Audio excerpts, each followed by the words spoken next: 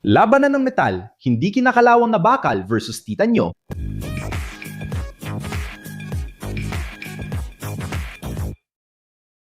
Kamusta mga ina ng inhinyeriya?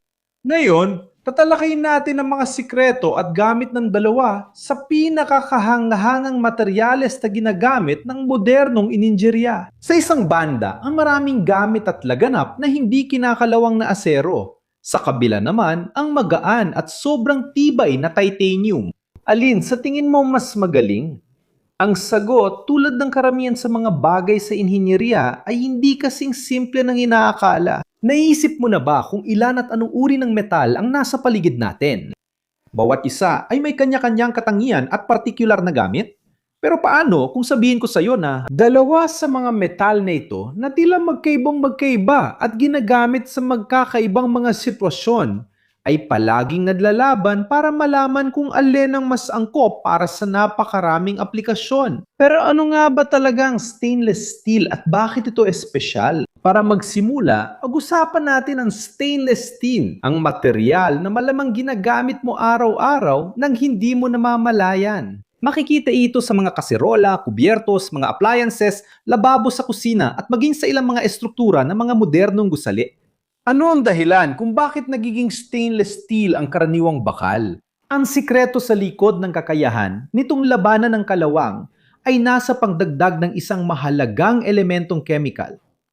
Ang kromo. Ang kromo ang bumubuo ng isang manipis, hindi nakikitang passive layer ng chromium oxide sa ibabaw ng bakal. Ang layer na ito ay nasisilbing proteksyon na kalasag na kusang nagre-regenerate kapag nasugatan o nasira. Pinipigilan ang bakal na mag-react sa oxygen at moisture na siyang pangunahing kalaban ng mga karaniwang metal. Bukod sa kromo, ang iba pang elemento tulad ng nickel, molybdeno, hidroheno at nitroheno ay maaari ring idagdag upang lalo pang mapabuti ang mga katangian nito. Ginagawa itong mas matibay, mas lumalaban sa asido o mataas na temperatura. At ano ang mga pangunahing katangian na dahilan kung bakit napaka-popular ng stainless steel? Una at pinakahalata ay ang mahusay nitong resistensya sa kaadnasan gaya ng nabanggit. Pero ang stainless steel ay hindi lang maganda at makinan.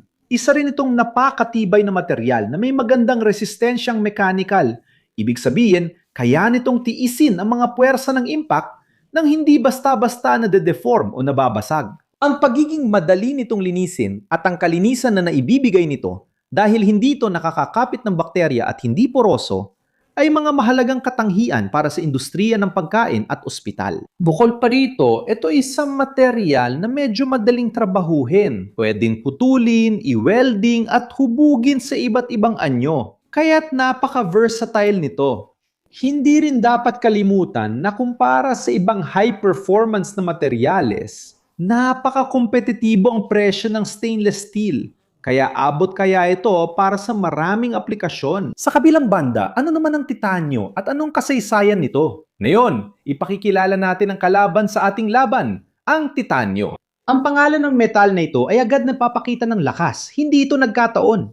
Pinanggalanan nito bilang parangal sa mga titan ng mitolohiyang Griego na kilala sa kanilang dambuhalang laki at kapangyarihan. Natuklasan nung huling bahagi ng ika-18 siglo ang titanyo ay elementong chemical na may simbolong T at ikasiyam na pinakamasaganang elemento sa balat ng daigdig. Gayunpaman, ang pagkuha at pagpipilo nito ay mga komplikado at mahal na proseso. Kaya't sa kasaysayan ay nalimitahan ang paggamit ito sa mga mas espesyal at high-tech na aplikasyon.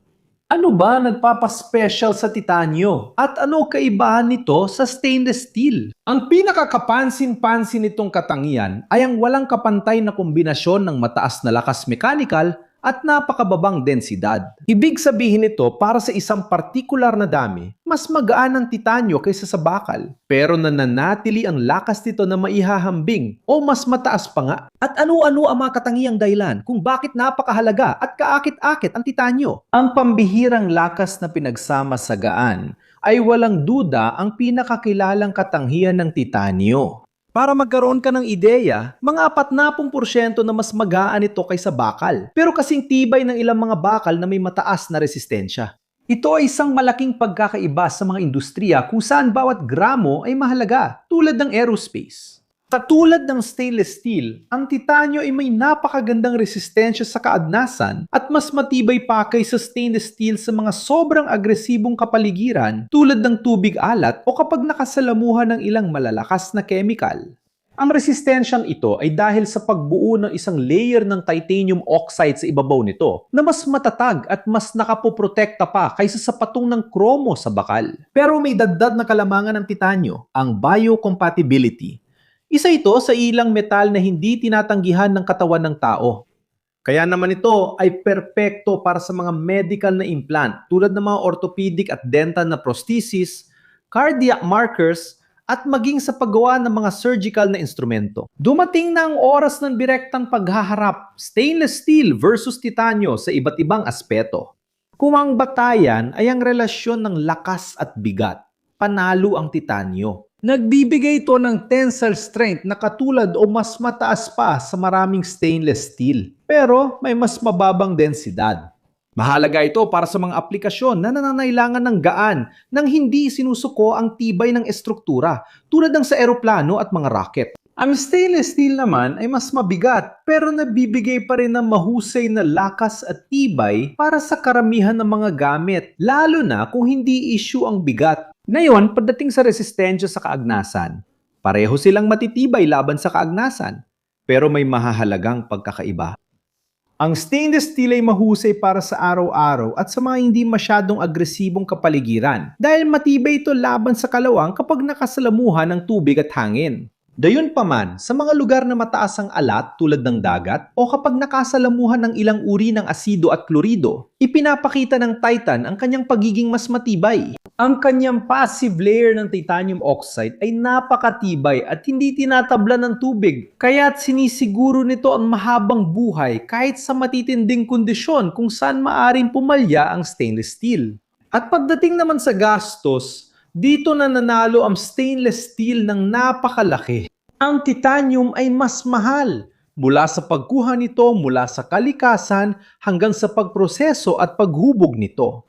Ang pagiging komplikado ng mga prosesong metalurhiko para linisin ang titanium at ang hirap nitong trabahuin dahil sa reaksyon nito sa oxygen sa mataas na temperatura at sa tigas nito ay nagpapataas ng presyo nito. Dahil dito, ang titanium ay ginagamit lamang sa mga aplikasyon kung saan ang natatangin nitong mga katangian ay sulit sa gastos, habang ang stainless steel ay sulit sa gastos para sa malawak na merkado. Pagdating sa pakikipag-ugnayan sa katawan ng tao, ang titanium ang tunay na panalo. Walang kapantayang biological na inertia nito, kaya hindi ito nadudulot ng masamang reaksyon sa mga buhay na tissue. Ang katangiang ito ang dahilan kung bakit ito ang napiling material para sa paggawa ng mga surgical implant tulad ng turnilyo, plato, rod, at pamalit sa kasukasuan na maaaring manatili sa katawan ng ilang dekada nang walang problema. May gamit din ng stainless steel sa medisina, lalo na sa mga instrumento. Pero pagdating sa mga implant na pangmatagalan sa loob ng katawan, ang Titan ang pamantayan. Pagdating sa kadalian ng paggawa, mas madaling gamitin ang stainless steel. Pwede itong i-machine at i-welding gamit ang mas karaniwang mga teknik, kahit na may ilang uri ng stainless steel na nangangailangan ng espesyal na pag-iingat. Ang titanium, dahil sa mataas nitong reaktibidad sa mga gas sa hangin kapag mataas ang temperatura at sa hilig nitong tumigas habang minamachine, ay mas mahirap gawin o iproseso. Nangangailangan ito ng mga espesyal na kagamitan at kontroladong atmosfera para sa welding at mga espesyal na gamit para sa machining na nagdadagdag sa gastos at pagiging komplikado ng produksyon nito. Ang stainless steel at titanium ay pangunahing materyales sa mga gamit na kailangan ng mataas na resistensya sa kalawang o corrosion. Saan nga ba namamayani ang bawat champion na ito? Ang stainless steel ang ideal na pagpipilian para sa mga gamit sa bahay at appliances dahil sa pagiging practical, malinis, matibay at abot-kayang presyo. Ginagamit din ito sa arkitektura at konstruksyon sa mga harapan, handrail, at mga estruktura kung saan mahalaga ang itsura at resistensya sa kalawang, nang hindi nagiging problema ang bigat ng material. Bukod dito, sa industriya ng pagkain at magaan na chemical, maaari itong gamitin sa mga tangke, tubo, at kagamitan na nangangailangan ng kalinisan at resistensya sa mga partikular na kapaligirang nakakaagnas. Samantala, ang titanyo ay hindi maaari mawala sa industriya ng aerospace para sa mga estruktura ng eroplano, rocket at spacecraft kung saan mahalaga ang kombinasyon ng gaan at mataas na tibay para sa pagiging epektibo at kaligtasan. Ginagamit din ito sa medical na implant tulad ng prosthesis ng balakang, tuhod, turnilyo sa buto, at dental na implant dahil sa biocompatibility at tibay nito sa katawan ng tao. Ang mga high-performance na kagamitang pampalakasan ay maaari ring gawin mula sa titanyo, tulad ng mga bisikleta, golf club at tennis racket, kung saan ang gaan at tibay ay nagbibigay ng kompetitibong kalamangan.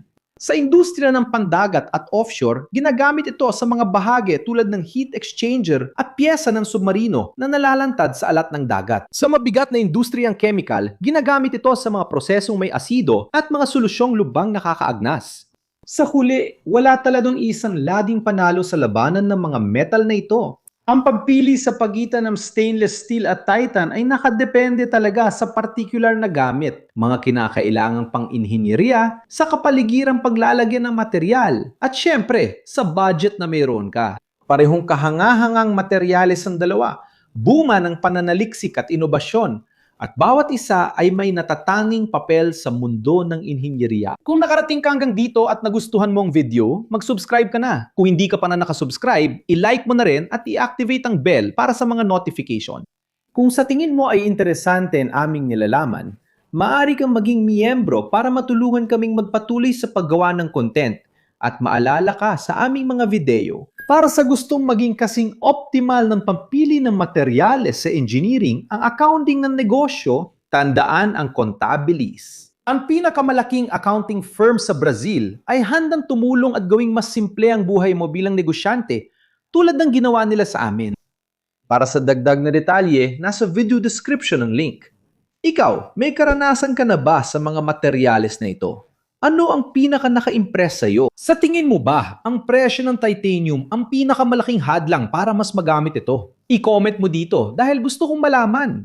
Sa gilid, may dalawang interesting na video na dapat mong panuorin para madagdagan ng kaalaman at kuryosidad mo. Kung gusto mong tumulong, i-like ang video, mag-subscribe, i-activate ang bell, at pag-isipang maging miyembro ng channel. Salamat mga mahilig sa inhinyeriya. Isang malaking yakap at makikita tayo sa susunod na video.